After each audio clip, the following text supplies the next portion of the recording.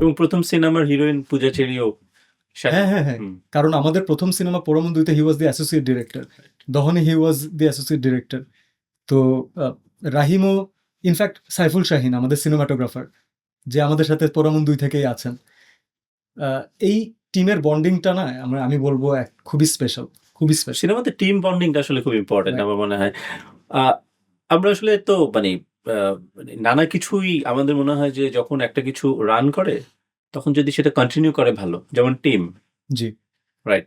পূজা চেরির সাথে কিন্তু সিয়ামের একটা ভালো, আমি কোনো টিপিক্যাল কোশ্চেন করতে চাচ্ছি জি জি না, জি, মানে পূজা চেরির সাথে ফ্রেমে দেখতে খুব ভালো লাগছিল, থ্যাংক ইউ। মানে ডিসকন্টিনিউ হচ্ছে কেন আসলে?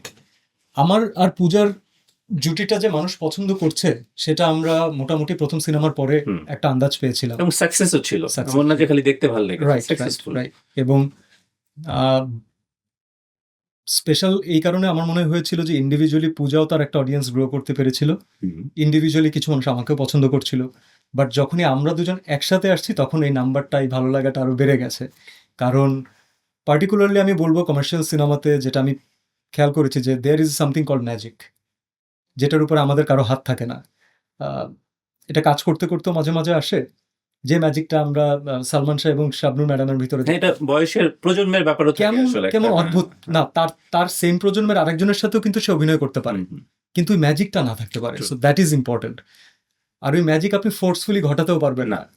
তো যখন আমরা দেখলাম যে people are liking this magic whatever it is, এটা আমাদের জন্য বড় রেসপন্সিবিলিটি ছিল যে এটাকে ওয়েস্ট না করা, এটাকে ইনট্যাক্ট রাখা। এবং এরপরে আসলে সত্যি কথা বলতে অনেকগুলো স্ক্রিপ্ট আমরা পেয়েছি, এমন অনেক গল্প আমি পেয়েছি যেখানে পূজাকে তারা চাচ্ছিলেন, পূজা এমন বেশ কিছু গল্প পেয়েছে যেখানে আমাকে চাচ্ছিল।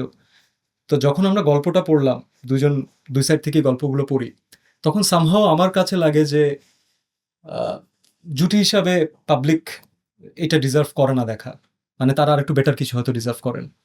আচ্ছা, এমন অনেক সিনেমা আছেন যেটা আপনি দেখে ফেলেছেন, যেটা হয়তো ছিল, সেটা হয়তো আমার কাছে এসেছিল, কিন্তু এখন এটা এই বাজ বিচার করতে করতে কি একটা মানে অপমৃত্যুর দিকে চলে যাচ্ছে কিনা, মানে জুটিটা যদি গুড নোটে থাকে, আমার মনে হয় এটাকে অপমৃত্যু বলবো না, আমি বলবো যে this is staying on a good note, কিন্তু আমি কোনো ব্যাড নোটে শেষ করতে চাই না। সমাপ্তিটা খুব মানে ইম্পর্টেন্ট আসলে।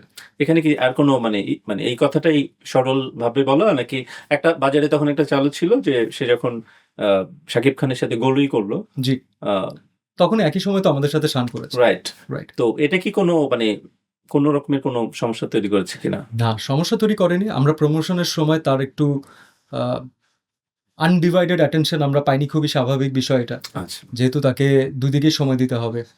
প্রাথমিক দিকে আমাদের ডিরেক্টরিয়াল টিম, কারণ তার তো জীবনের প্রথম সিনেমা ছিল, তার অনেক এক্সপেকটেশন ছিল যে পূজা তো আমাদেরই মেয়ে, ওকে তো পাওয়াটা আমাদের জন্য এটা নিয়ে আমাদের কোনো টেনশন করা দরকার এটা ছিল তো আমার না। বাসার মানুষ, রাইট। আমার ঘরের মানুষ ওরা।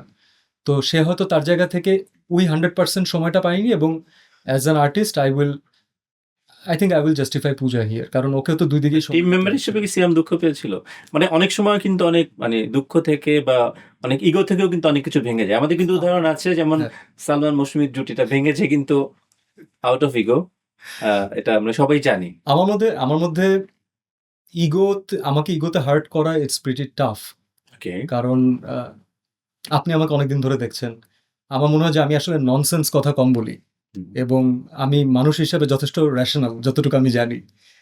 তো আমি আরেকজনের সমস্যাটাও বুঝি, বাট অ্যাট টাইমস আপনাকে, আপনার ফ্যামিলিকে, আপনার টিমকে আপনার পরিপূর্ণ সাপোর্ট করতে হবে।